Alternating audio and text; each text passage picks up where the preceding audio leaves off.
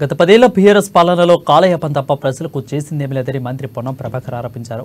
మహబూబ్నగర్ జిల్లాలోని ASN function హాల్లో నిర్వహించిన గౌడ్ సంఘం ఆత్మీయ సమ్మేళనంలో మంత్రులు పొన్నం ప్రభాకర్, జుపల్లి కృష్ణారావు, ఎంపీ అభ్యర్థి చల్లా వంశచంద్రెడ్డి పాల్గొన్నారు.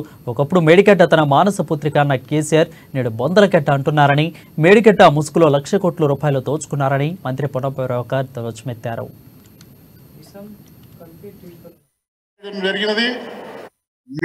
సోదరుడిగా ఆ సమస్యను బిడ్డగా పరిష్కారం చేసే దాని లోపల ముందుంటారని మనం చేస్తా ఉన్నాం.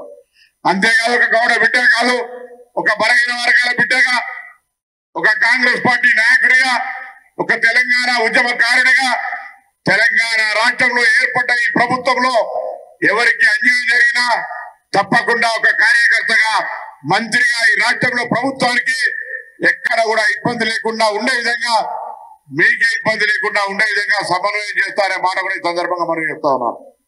ఈ రోజు జరుగుతున్న జరిగినటువంటి పరిణామాలను ఒక్కసారి చూసుకున్నట్టయితే ఈ ప్రభుత్వం మారాలి, ఇది నియంత్రిత ప్రభుత్వం.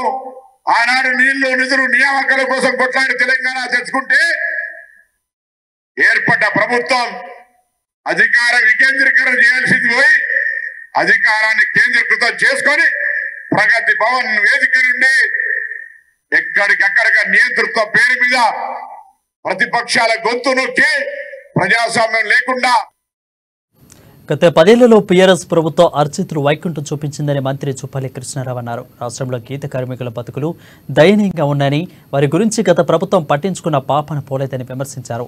కేసీఆర్కు రాజకీయ భిక్ష పెట్టిన పాలమూరుకు తీవ్ర అన్యాయం చేశారని కాంగ్రెస్ నేత వంశచంద్రెడ్డి అన్నారు.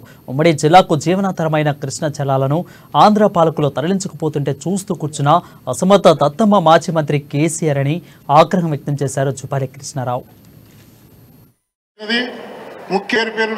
విధంగా స్థానిక శాసనసభ్య అభ్యర్థి వంశీచందన్న గారికి, అదేవిధంగా ఇక్కడ విచ్చేసినటువంటి జిల్లా అధ్యక్షుడు కూడా పేరు పేరున నమస్కారాలు తెలియజేస్తా ఉన్నా. మరి